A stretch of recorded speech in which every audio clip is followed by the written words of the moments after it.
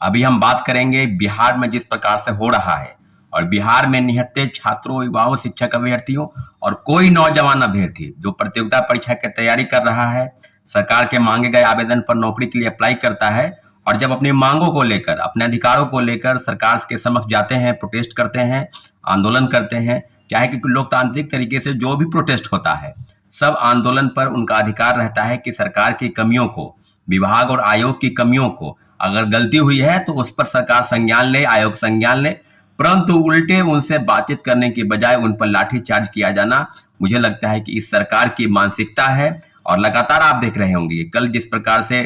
जो शिक्षक अभ्यर्थी थे, जिन्होंने लगभग 5-6 वर्षों से अध्यापन का काम कराया, विभिन्न स्कूलों में पढ़ा रहे थे, और एकाएक सरकार की तरफ से फरमान आता है कि उनकी नौकरी जो है छीन ली जाएगी, यानी 1 अप्रैल से जो है वो सेवा में नहीं रहेंगे, उनको सेवा से बाहर किया जाता है। और जो शिक्षा विभाग की तरफ से इस तरह का तुगलकी फरमान आया है, और कल जो प्रोटेस्ट था, प्रोटेस्ट के माध्यम से सरकार तक ले जाने का पहुंचाने का एक माध्यम था, इस पर लाठीचार्ज हुआ। और इस तरह की चीजें तो ये कोई आम बात तो नहीं है, लेकिन आप देखेंगे कि माननीय मुख्यमंत्री जी की मानसिकता, पहली बात की जब आप देखते होंगे इसके पहले कई आंदोलन हुए हैं, थोड़ा सा आंदोलन का अगर हम जिक्र करेंगे तो परसेंटाइल के लिए आंदोलन हुआ था बीपीएससी द्वारा,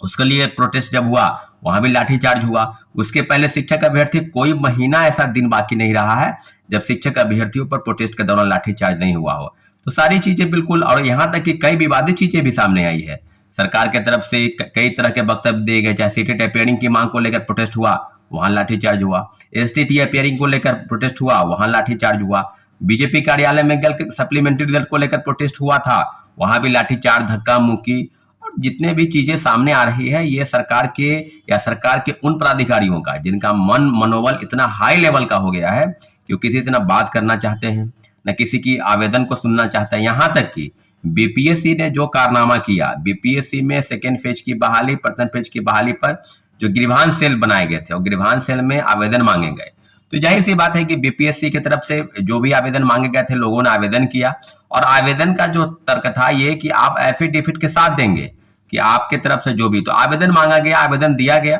और उसके बाद लगभग 650 परीक्षार्थियों को रोका गया, प्रतिबंधित किया गया कि आपने मनगढ़ंत और गलत तथ्य लगाकर आरोप लगाए हैं, इसलिए आपको डिबार किया जाता है, आपको अगली परीक्षा में बैठने के लिए प्रतिबंधित किया जाता है। और कई चीजें जब लोकतांत्रिक तरीके से लोग प्रेस में बोल रहे थे, मीडिया में बोल रहे थे, तो मीडिया बाइट के आधार पर उनका रोल नंबर, रोल क्रमांक आदि देकर उनको प्रतिबंधित किया गया था। तो इस तरह की चीजें यहाँ हुई है, और आने वाले समय में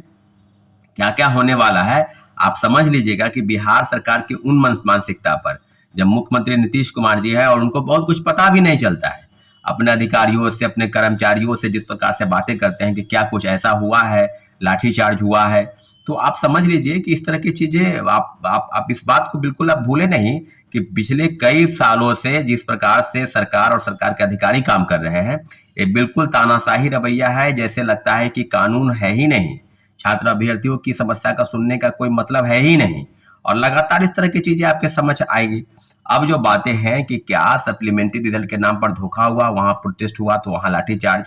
अभी कई चीजों पर आपने बात किया, तो अभी तो सीधे मामला तीसरे फेज की बहाली पर जो भंडाफोड़ हुआ,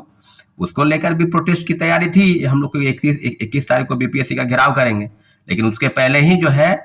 परीक्षा को रद्द कर दिया गया। अब जो बातें ये हैं कि क्या उन अधिकारियों पर, उन सारे अधिकारियों पर जिसने लाठीचार्ज का जिम्मा लिया है, जिसने छात्र अभ्यर्थियों के आंदोलन को दबाने का प्रयास किया है, क्या कभी उन पर कार्रवाई होती है? क्या सरकार की तरफ से कभी इस तरह की चीजें सामने आई है? तो आने वाले समय में जिस तरह की चीजें, जिस तरह की जो प्रदर्शन हो रहा है, जो विरोध प्रदर्शन हो रहा है, और उस पर लाठीचार्ज दबाया, इसके पहले आपको याद होगा कि आरआरबी एनटीपीसी प्रोटेस्ट को लेकर कई जगह से प्रोटेस्ट हुए, कई पत्रकारों की गिरफ्तारी हुई, पूरे पटना में धारा 140 लगा था, और मोदी सरकार की तरफ से इंटेलिजेंस ब्यूरो का रिपोर्ट आया था कि ये जो आरआरबी एनटीपीसी का प्रोटेस्ट है या पटना में जो प्रोटेस्ट हो रहा है, इससे देश को एक खतरा है।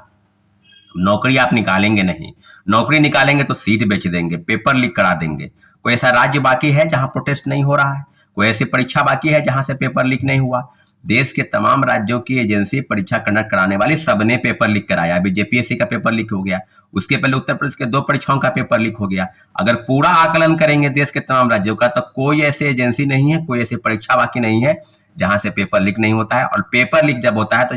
निश्चित रूप से छात्र आंदोलन के लिए उतरेंगे। और जब उतरेंगे तो लाठीचार्ज हो जाता है। तो इस तरह की चीजें देश के तमाम राज्यों की सरकार कर रही है। वो छात्रों अभ्यर्थियों की बात सुनना नहीं चाहती है, वो बस अपने मनमाने तरीके से जो चीज वो उनके मन में है उसको लागू करना चाहती है, करवाना चाहती है। और उसमें अधिकारियों की भूमिका इसलिए महत्वपूर्ण है क्योंकि अधिकारी वही करते हैं जो सरकार की मंशा होती है। और सीधे सीधे सवाल है कि क्या सरकार उन सब चीजों पर दबाना चाहती है जिन पर उनका अधिकार है? क्या सरकार उनसे बात नहीं करे, न कोई छात्र अभ्यर्थी से, न शिक्षक नेता से? यहाँ तक कि कई शिक्षक नेताओं और छात्र नेताओं पर कार्रवाई की बात हुई है और हो भी रही है। आप समझ लीजिए इस तरह से। तो फर्जीवाड़ा करे आप, क्वेश्चन बेचे आप, पैसा लेकर लोगों को बहाल करे आप, और गलत तरीके से जो चीजें हो रही है उसका पूरा भार लें आप, क्रेडिट लें आप। तो आप बताइए ना भाई कि उस पर कब आप कार्रवाई करेंगे?